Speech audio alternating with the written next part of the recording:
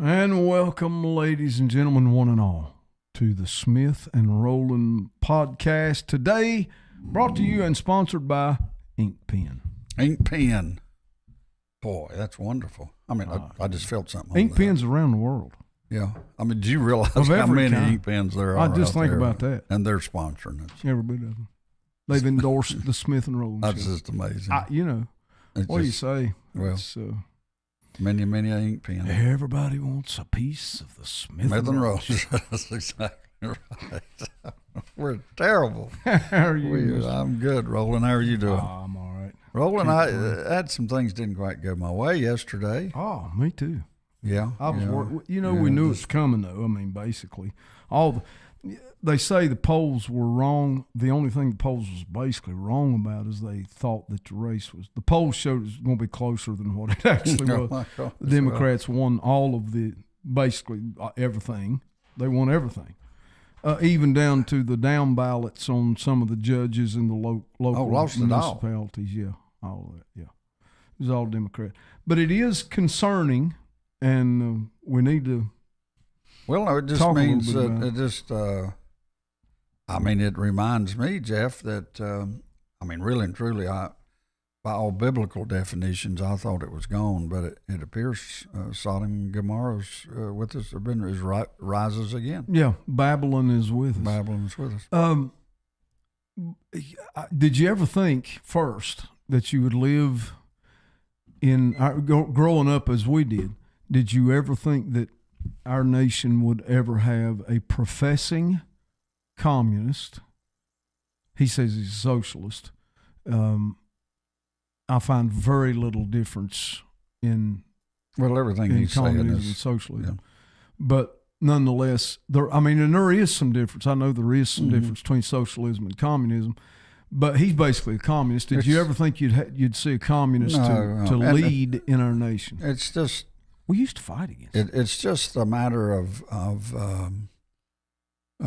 degrees, Jeff. It's first you're a socialist, and then as it progresses on in to communism. So one same, but one precedes the other. Everybody thinks socialism, and then you get into communism is just an extreme form, I guess you could say, of socialism. Yeah, that's right. Ideology. That's exactly right. But it brings up something. You and I was talking this morning about people on the far right, people on the far left, and in terms of that, I'd love for you to kind of say what you said this morning. Then I'd like to respond to it just a little bit. Yeah. What we were talking about this morning was you have what we considered moderates, were those that were in the middle. And it just so happens Donald Trump calls himself a moderate. And most everybody would disagree with that. But and then you have the right, conservative right. Then you got the conservative, and you got the right, and then you got the conservative right, and you got the far right, and then you got the left, the liberal, and then you got the far left, let's say. Usually that's thought upon as a continuum of a straight line, Jeff. You know what I'm saying? Just a horizontal line. And but what I was suggesting this morning, it's more like a globe because it goes around the globe, but it's more like a circle. Yeah. You can have, let's say at 12 o'clock, we got a moderate.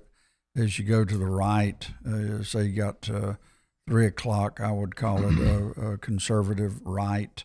9 o'clock, I would call it a liberal, far left.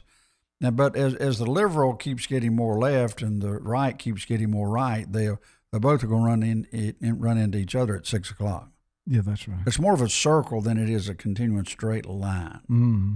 You see what I'm saying? Yeah. And that's what we're finding, and you and I were talking about, well, there's not much difference in the far right and far left because you got Nick Fuentes, and what he's saying is, he thinks Hitler's cool. Yeah, and he denies the Holocaust. Yeah. And he thinks that it's okay. That's far left. It's okay to hate the Jews. Yeah. So they have what we're saying is the far progressive left and the far right have commonalities in issues. That's right. and I would say it's showing up politically and theologically.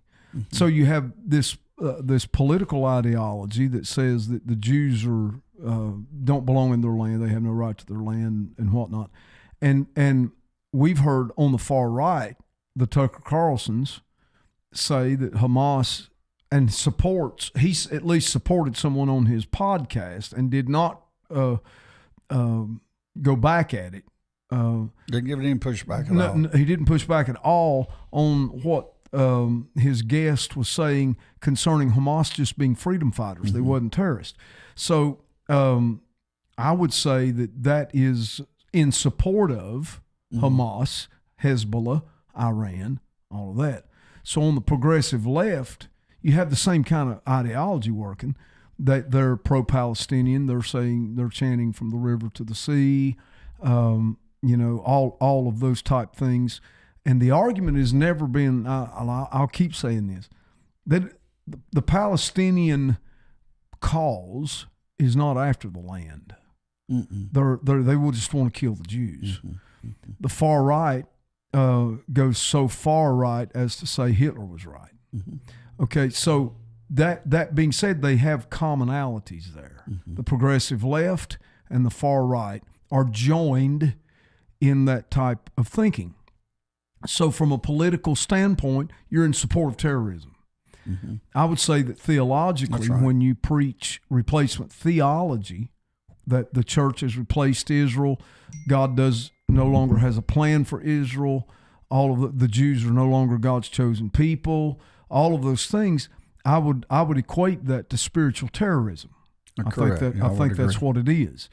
So there is a common theme then from the political world and the spiritual world, and both are linked by them being under a spirit of terrorism, spouting policies that's designed to produce fear, and to produce hatred, and to produce a killing, a murdering, a martyring of the Jewish people in the state of Israel. So you have that on the progressive left and the progressive right.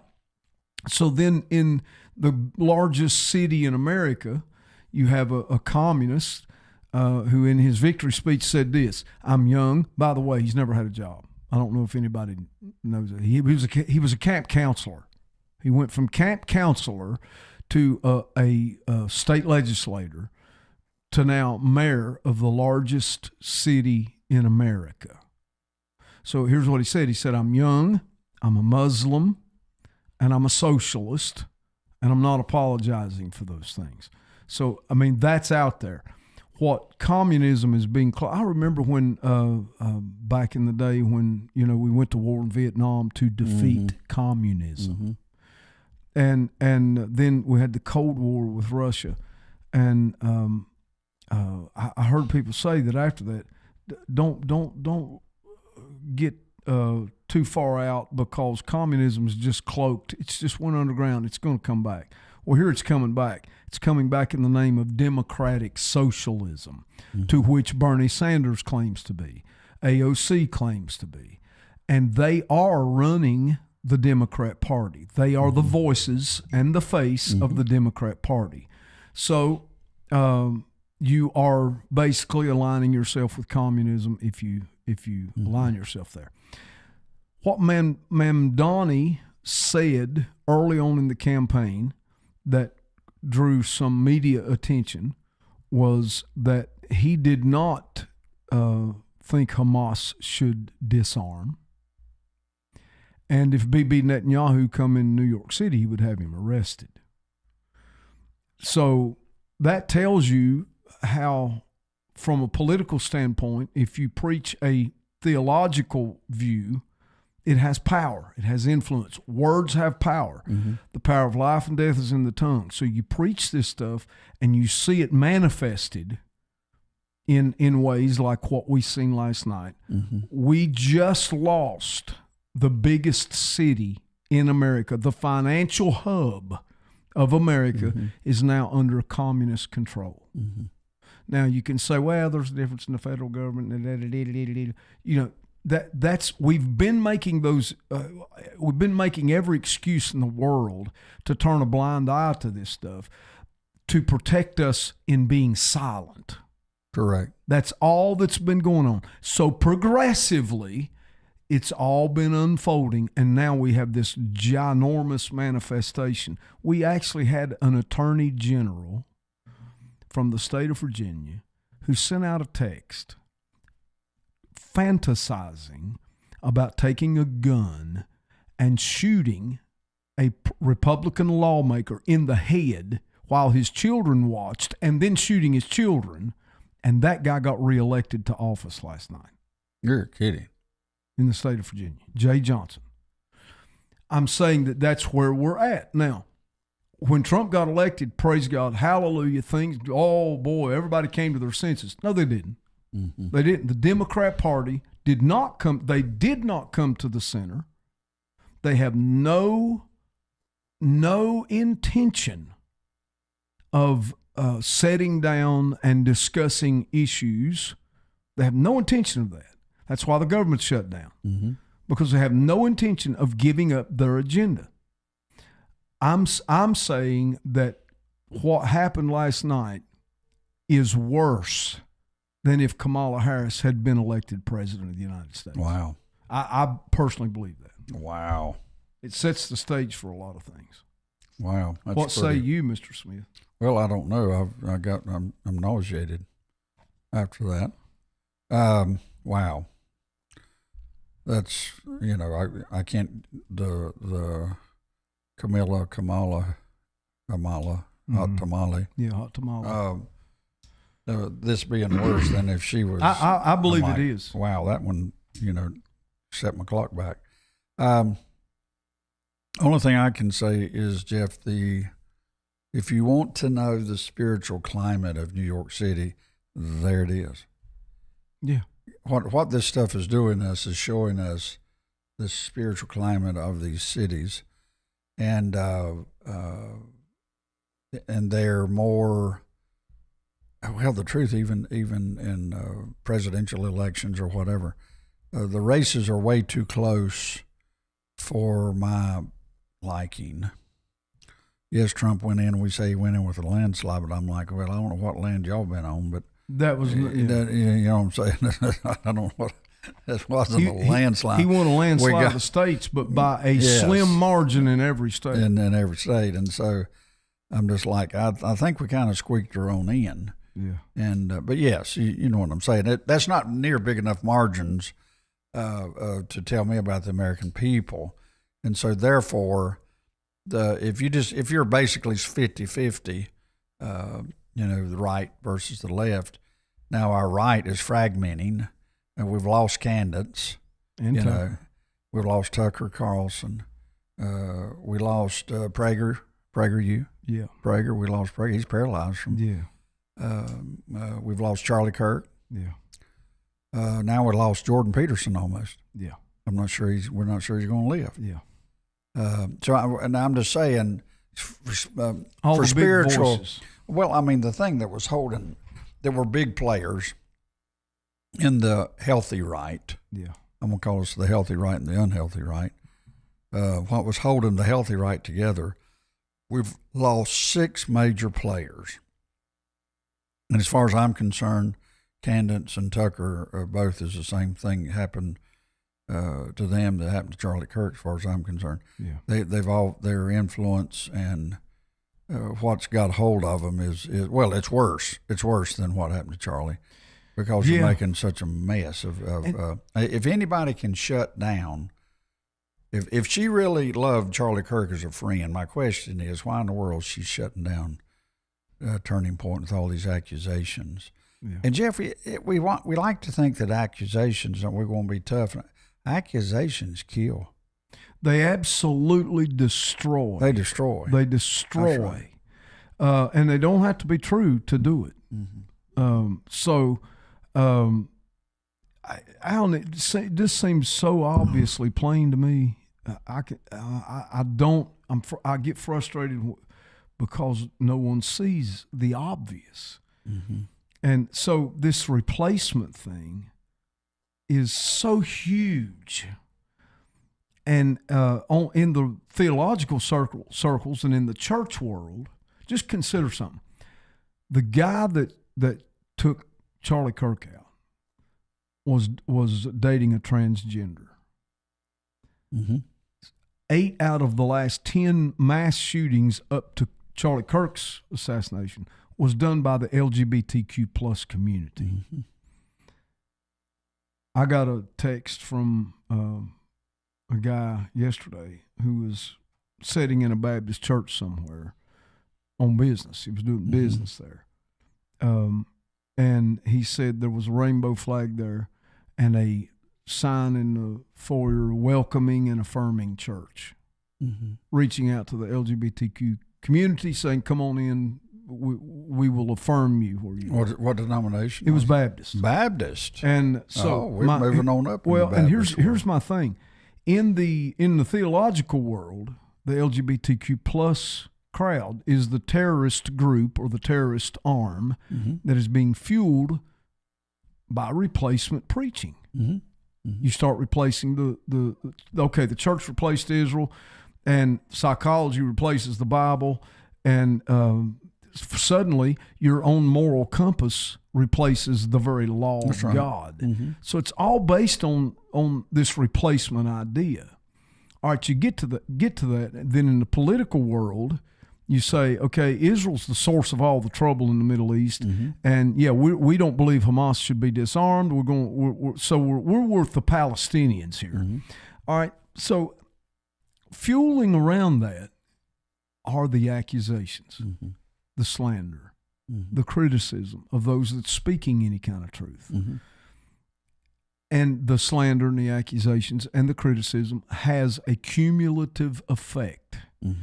And as that effect grows, then no longer are people taken seriously. Donald Trump's not taken seriously by no one. And except it doesn't the rest matter. Of the world. The other nations, the world loves him. But it doesn't matter what he does. He said this. He said, look, I could cure cancer, and still they're going to hate me. He couldn't have been more right. He's exactly right. And that's what slander and accusations and criticism does. That's what it's designed to do. It's designed to kill the influence, to kill the testimony, to kill the proclamation or the ministry of whoever you're criticizing. So Candace Owens is throwing all of this mud at Turning Point USA. Why? Because she hates Israel. And she does not care who she has to crucify on her path toward doing that. She didn't 3 years ago. No, but she... Or two, probably. No, but she got in the theological world, and she embraced that replacement ideology, and that translates into the political world of a Mondani. Well, I think of our problems, Jeff, is just like with Tucker. I mean, Tucker's a journalist. John Rich is a country music singer. Is it John Rich? Yeah, it's a country music singer. They're not theologians. They know just a little bit of a Bible, maybe, but yet they have decided that they are going to have a persuasion theologically, and I think are out of line. I mean, Jeff, I don't need to get on a podcast and talk about brain surgery. No. I'm not versed in it. I don't need to do that. I mean, come on, somebody. No. But all of a sudden, you got a little bit of a following, and you got and the reason I'm saying this is pride is a spiritual. Pride is the degeneration of the human spirit. Pride will destroy you. Yeah. And pride comes from the dark side. And so the enemy will use your pride to make you think you're a theologian, or you know Bible, or you know Jesus. Listen, Nick Fuentes, I just heard him today. He's all about Jesus Christ in America. Or so he says, yeah. I'm sorry, that's a false prophet. Yeah, it's false. Because nothing in his life has any of the fruit That's right. of a Christian. That's right. Now, all of these people, for some reason, they think it's cool to say you're Christian. The only problem is you got to have the fruit of a Christian. And so many of these people that are declaring it. Now, the far right, I mean, it's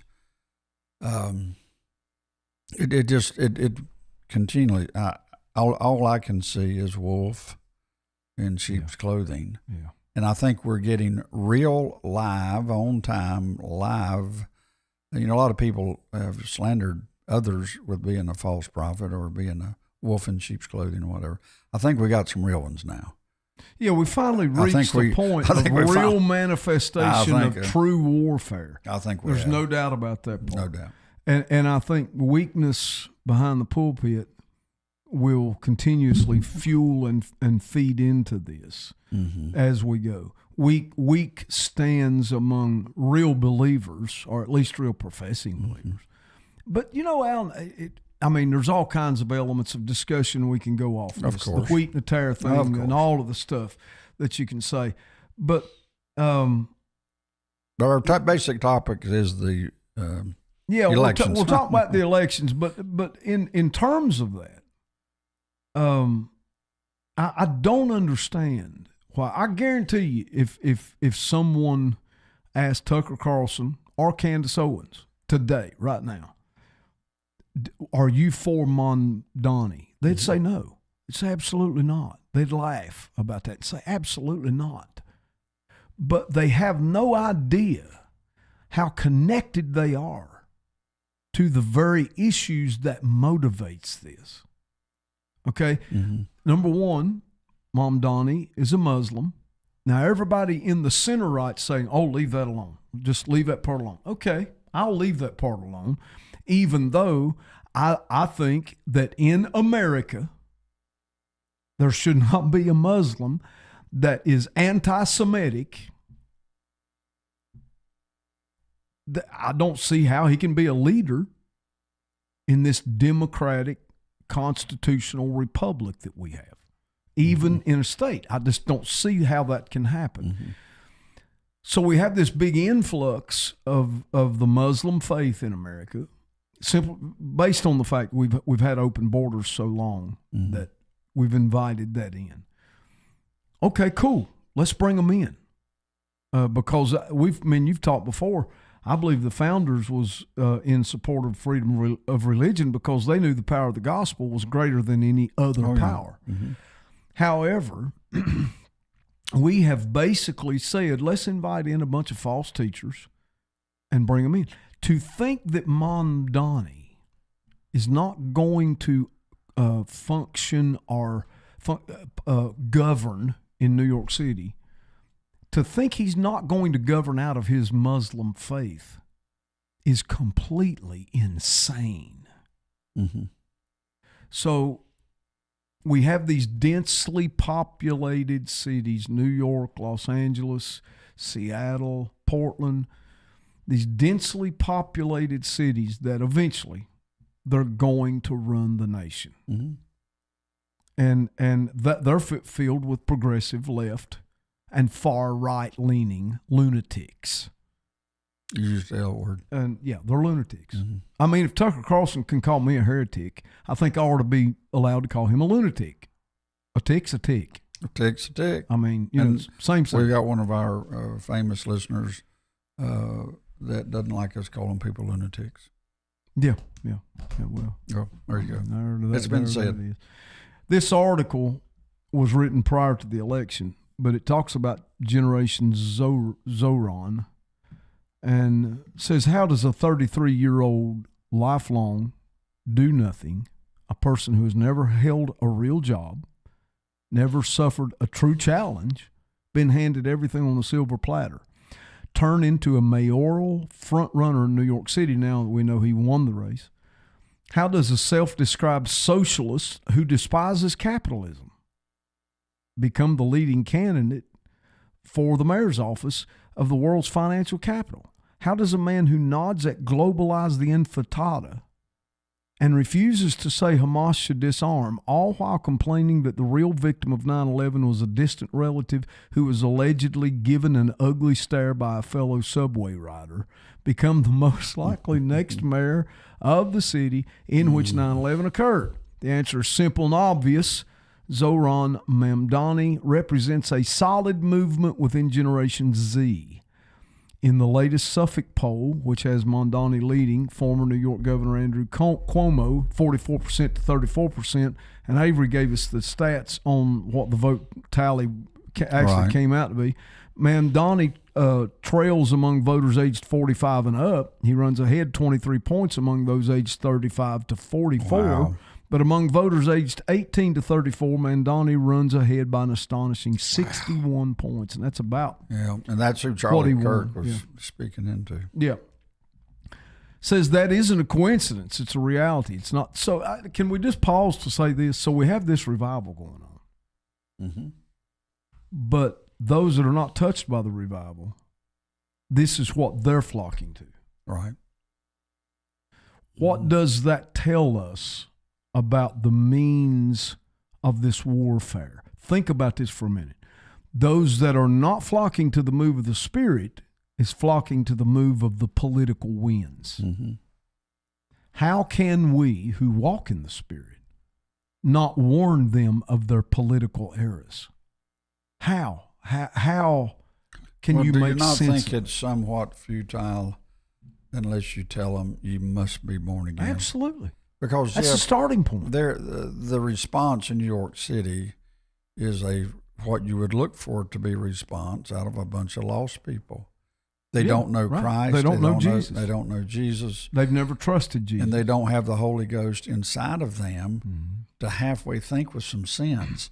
So it just tells us, if you want a barometer, if you want to check the oil like in an engine, if you want to see where the lost versus saved are, and people would say, well, Alan, that's not true. There's people on both sides. The only thing I can tell you, if I was in Ocean Liner, I wouldn't say I want all the Democrats killed on one side and everybody that fear God on the other. Yeah. Because you're going to flip it over. Well, I think it's safe to say this. This article points out that 62%, Alan, think of this, 62% of Americans aged 18 to 29 say that they are favorable towards socialism. Well, I don't know what you're talking about. So here's what we have. We no longer have a Democrat Party. And we are fragmenting on the right, just like you say. Mm-hmm. We're getting close to not having a Republican Party. It's fragmenting fast. Because those on the far progressive left, they already own the Democrat Party. Just period. Chuck Schumer and some of the aged Democrats that used to be classic Democrats are bowing to the pressure of those on the progressive left. There's too much evidence of that. I can't believe it. If the right fragments to the point that the Republican sane people bow to the lunacy of those on the far right, we're going to lose the Republican Party.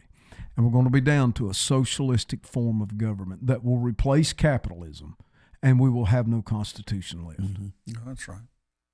Well, it's looking like, in the distant future, next 10 years to be, there again, it sounds impossible, but there again, I'm not so sure anything but the revival to continue to grow that came with Charlie Kirk is our only hope.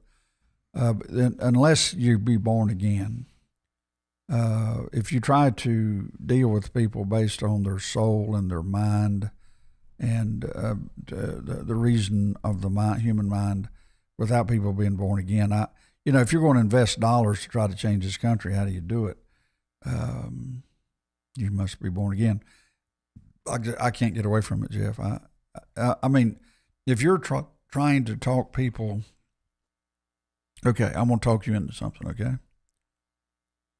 I'm going to give you free transportation, free groceries, and a place to live, and you won't have to work. Versus, okay, I'm going to give you an opportunity. I'm going to give you a job, an opportunity of a job. You're going to have to work 5 days a week, 40 hours a week, or whatever. I'm going to give you good pay. I'm going to give you health insurance, good benefits, and all that. Which one do you think people's going to choose? Oh, yeah, they're going to choose the free stuff. They're going to choose the free stuff. So my point is, I know it's very simplistic, but my point is we're dealing with the fallen nature of man, of humanity. Water runs downhill. The least resistance is where most humans run to. Yeah. The only thing that keeps you from running there is the Holy Spirit within you that gives you a certain amount of integrity, a certain amount of conviction, a certain amount of let's do what's right ideology. And without that, I think it's totally hopeless. So to me, the church is our only hope. Yeah. Now, It Jeff, basically is. the church is our only hope. Now, anybody knows, let's take our CIA. We know that it's been compromised. We know it's been infiltrated. But now there's good people there. Yeah, absolutely. But there's also, we got a bunch of moles there. It's been compromised. So's the FBI. So is the FBI. So's the IRS. So is the IRS. Yeah. And so is the American church. Without a doubt. There's no doubt. Eric Metaxas came out with a book, which I recommend everybody to read it. We both do. It was a letter to the American church. You remember that book? Oh, yeah. And I think they made a movie out of it also. And I think we'll have Eric Metaxas on the podcast here one of these days. I hope so. And but Eric Metaxas, I think, has been given a word to the American church. And I think what we're seeing, I get upset with New York, and I get upset with New York's doing what New Yorkers do that are lost. They just did what do you do? And I've got another friend of mine, David Englehart, that has a church down on the town, New York City. And they have incredible services, and people from all over New York City come to them. And so we have a faction of the Holy Spirit there, and but we can see that, I don't know how else to say it. It looks like to me, I don't want to curse it, but it looks like to me we have seen, somebody needs to report, New York City has fallen. Well, it has fallen. And here's the hard lesson that goes along with it a little bit. So everybody will be thinking, well, that's New York City. I don't live in New York City. I'm in North Carolina. Doesn't mean a whole lot to me. I'm not going to go. I've heard people say, I've never lost nothing in New York, and I ain't going up there. Here's the problem. So the city falls because of bad policy. We're going to see it happen if he gets his way, and the city will it's going to unravel. All right, who do you think's going to pay the bill? That's coming out of our pocket. Well, because the federal government's going to have to go in and fix everything. The wildfires in California.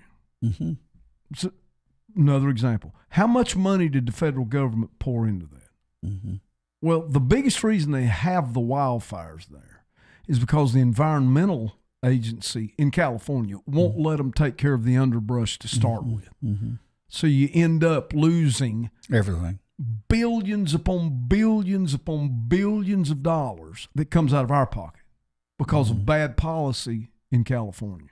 I don't know where this hit my brain right quick, maybe off topic, but we need to check and see how many houses have been rebuilt out there. Yeah, I would be interested to know that too. I really would. Because that was the hot spot of California. I mean, that was where the place to be. All these. Oh yeah, it was. A lot of the Hollywood actors lost their homes and everything. I bet you it's been confiscated. Well, and so to speak. Yeah, my point is, so from a natural standpoint, it has influence on our lives, what they do. From a political standpoint, it has influence on our lives. From a spiritual standpoint, this is going to have influence on our nation. Yeah, no doubt. You're not going to escape it. Just because you don't live there does not mean that this is not going to affect you. It's too big of a city. It has too much influence. Yeah. It has way too. And the thing about the influence of New York City, it has old time influence. Yeah. You got new influencers on podcasts, barely old enough, can't even got the driver's license yet. But this is old time influence. Yeah. That comes out of New York City. Yeah. And I can't imagine. Listen, the math always works. If you're going to give away everything, and tax those that are making anything, you're going to run everybody out of the city that's making anything. That's right. And the only thing that's going to leave you are those that want something for nothing. That's right. And you're going to run out of money. That you can no longer supply. It's not sustainable. It cannot be sustainable. And everybody knows it's not sustainable. It's never been. There's never been in the history of the world it's just not a sustainable model of this type of socialism. Mm-hmm. Cannot happen. So I say it affects everybody. Mm-hmm. It's going to affect the rancher in Wyoming. It's going to affect the farmer in North Carolina. Mm-hmm. It's going to affect the truck driver that drives. It's going to affect everybody. Mm-hmm. Our tax dollars is going to go to bail them out of bad policy because of the will of people that will not hear the truth. Mm-hmm. And at some point, I think there has to be a cutoff. Yeah. Well, we're at a new era. We're at a new time. We're at a new place in this warfare. We've never seen it like this before. And on all fronts, I'm so glad Trump's president. I just don't know what to do. Too. But at the same time, the enemy is not taking it laying down. No, all of this is being played out in Generation Z. Wow. Think of it. Think of the that. revival and the counter revival. That's right, Jeff. Yeah. Wow. Generation Z.